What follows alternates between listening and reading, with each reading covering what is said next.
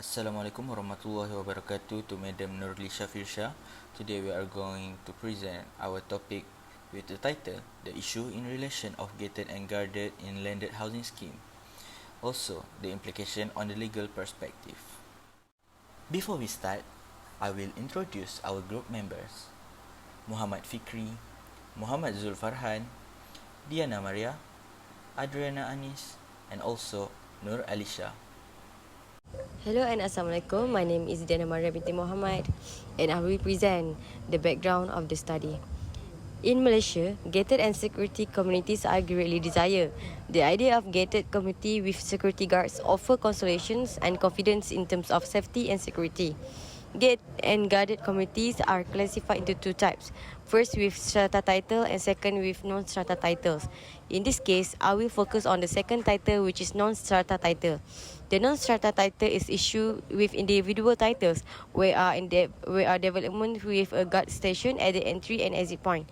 This is subject to approval by local authorities in case where criteria must be fulfilled. Despite the fact that certain housing development are not gated and monitored, residents have taken effort to restrict general access by erecting guard posts in the intention of preventing and lowering crime in the region. Typically, some type of physical barrier surround the limits of the housing estate, where homeowner hire private guards to offer security services. This frequently entails a private endeavour to control or govern public place by the building of barriers on public needs, guardhouse and so forth. It is prohibited to make a private effort to limit or control public area without the appropriate authority concerns. Actually, there is no issue with private security monitoring public roadways in a housing complex run by homeowner groups. However, the local authorities and police should be consulted beforehand. It should be emphasized that installing structure to limit access to public roadway or guardhouse is a different matter and would be illegal unless approved by the competent authority. Therefore, this slide will provide an overview of the issue in relation of gated and guarded in landed housing scheme in Malaysia, as well as implications on legal perspective. So, before we move to the next slide, there are few objectives to be concerned regarding this topic. Firstly, to investigate the issue gated and guarded house in the Ken Rimba region. Second, to identify the level of satisfaction of the residents at the Ken Rimba region. And third, to analyse the implications of gated and guarded in the land housing scheme. Assalamualaikum and good day to Madam Nurul Shafirsha. I am NURUL binti NORAZLI. So I will be presenting on the definition of gated in landed housing. So basically, social scientists become interested in this topic since gated communities were expanding in several cities during the 1990s. The phenomenon of gated communities is conceptualized using variety of way. According to Blackley and Sinder, gated communities are residential zones with controlled access where typically public spaces are privatized. They are security developments that have set boundaries, typically made of walls or fences, and regulated entrance which are designed to deter intrusions by outsiders. So according to several authors, the demand for gated communities is due to the need for better living conditions and growing awareness of community safety. Hanif and Azriati in their paper research stated that gated communities are feature guards and cameras to dissuade thieves and other criminals from accessing the neighborhood, lowering the risk of crime in addition to gates, walls and fences. The gates offer greater neighborhood safety and prevented passing vehicles from entering the neighborhood. Hi, my name is Adriana Anis and I will continue with the literature review on this topic. For definition guarded in landed housing, according to law in 2020, in Malaysia, guarded neighborhoods are in high demand.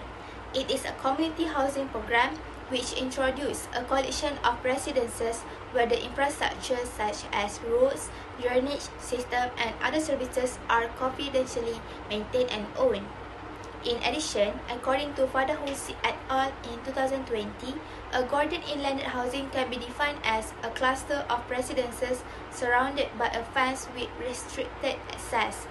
Security officers and also CCTV are installed, which develop to improve safety and reduce crime. Next is the importance of neighborhood. According to Ho Bush in 2018, communities may find warmth and comfort in local human engagement and acquaintance place of interest in their community.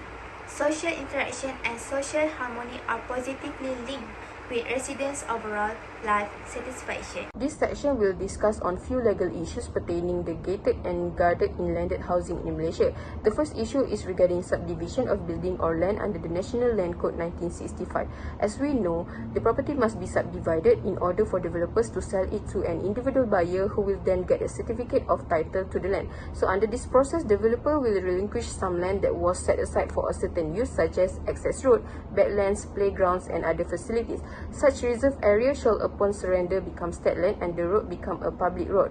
Therefore, whenever a developer build walls, fences to make the area into a gated and guarded, it is not permitted to change the road status as a public road. It may legally constitute a criminal offence and a breach of a public right if a developer fence off the housing area to exclude outsiders from entering and enjoying public roads and amenities. Next issue is regarding the responsibilities of developer for misrepresentation. The rights and obligations of both parties are outlined in details in the deed of mutual consents on the usage of common areas, maintenance fees payment, security services and managing the management company. So the purchaser would have to challenge the legitimacy of certain exemption clauses that tend to eliminate the obligation of developers if there were no clear guidelines for how the gated and guarded scheme should be implemented. So mutual consent of the parties to the contract serves as the theoretical principle for the gated and guarded idea. In law, exclusion clauses cannot override a contract's basic terms. Thus, if security is considered as a fundamental term, any exemption that essentially equates to an exemption clause removing the developer's liability can be challenged by buyer in court. Next is the implication on legal perspective. According to law in 2020, a residential area may be introduced in Malaysia in accordance with the Strata Title Act of 1985. This includes all residential area. Schemes for guarded neighborhood is area with security staff. It is not allowed to install physical barriers on public areas or to impose any limitations on residents and the general public's ability to enter and exit.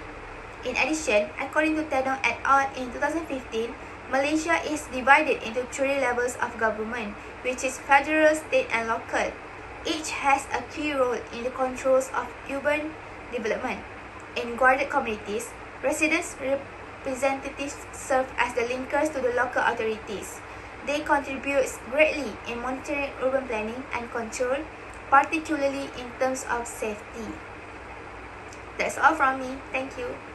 Hi, my name is Muhammad FIKRI and now I want to share our research methodology for these studies. In this chapter, we will share our methodology to gain the genuine data with a suitable methodologies approach for these studies. So, we will use the qualitative data to identify the issue in relation gated and guarded inlanded housing scheme. Okay, now we are going to our case studies, which is a Cairn River Legend residence. So, these residents are occupied and mixed with the type of units. So the location of this Cairn River Legend residency is at section 16 Shah Alam, Selangor. Okay, now we are going to our data collecting part. First we have 30 respondents and also we use a Google form as a medium and we distribute the questionnaire by WhatsApp to their communities group. Okay, in our questionnaire we have a 3 part, which is part A, part B and part C. For part A, it's about the demography, which is gender, race, age, marital status and household income. And for part B, we have the issue faced by residents or these respondents. And the third is part C, is a level of satisfaction of residents about the issue in relation of gated and guarded inlanded housing. Okay, now we are going to the data analysis part, which is how we analyze also examine the data. We are using the Google Form statistic generator that help us in generating the accurate and also precise calculation of result, and it also help us to analyze, to generate the statistic data to help us for these studies. Assalamualaikum and hi, my name is Muhammad ZULKIFLI and I will present on chapter 4 data analysis and finding. For this research, we require a 30 respondent coming from resident of Cairn River Legend to answer our questionnaire surveys. For the first part is demographic background. Looking at the result, the number of respondents are coming from Chinese, which made up with 18, which is the most out of all respondents. And for the monthly income, the number of people respondents, 20 respondents, which 40%, 6,000 and until 7,999 per month, which is their monthly income. And looking at the result, this is the demographic background for this research. For the next section, section B, the issues in relation of gated and guarded in landed housing scheme. For this section, respondents are required to answer several issues with agree and disagree for their choice of answer. For the first issues, blocking public or common area, the number of respondents agree with this 17, which made up to 56.7%. And for the next issue is implementation of curfew for visitors. For this, the number of respondents agree with this and disagree are balanced with 15 respondents each. And the last issue is limited access card for resident. The number of respondents agree with this are 18 respondents, which made up with 60%. And this is the result for the section B for the issues. Next, for the last section, section C, which to identify the level of satisfaction of residents on the gated and guarded in landed house. Respondents are required to answer several questions pertaining to their level of satisfaction on the gated and guarded in landed house, which consists of several characteristics. In this section, respondents are required to answer in the Likert scale question that comprise of scale 1, very dissatisfied, until 5, very satisfied as their choice of answer. For the first one, characteristic is satisfaction level on the security and safety. Respondents for this answer secure perimeter fencing as their choice of answer, which made up the most out of the other characteristic. The next characteristic is the satisfaction level on the social and environment. Most of the respondents are satisfied with the attractive landscaping in the case study. And the second one is with the relationship between residents. And lastly is the peaceful environment. And for the last is the satisfaction level on the resident association. Number of residents, 12 of them are satisfied, 17 of them satisfied, and the other 12 is very satisfied with the payment of maintenance to the resident association. And that's all from me. Thank you. In conclusion, the constructions of gated and guarded community plans in Malaysia currently appear to be a characteristic of the housing sector. Most of these plans will undoubtedly be of the high-cost residential variety, which will be appealing to developers owing to better returns and increased market demand, particularly in urban regions such as Kuala Lumpur and Shah Alam. It also must be understood that all purchasers of houses in gated and guarded community will be required to pay significantly higher charges for maintenance, sinking fund, security fees, electricity and water and other services, because the cost of facilities within the gated and guarded community will have to be borne by them in addition to the usual quit rent and assessment rates levied by the local authorities. That's all from me. Thank you.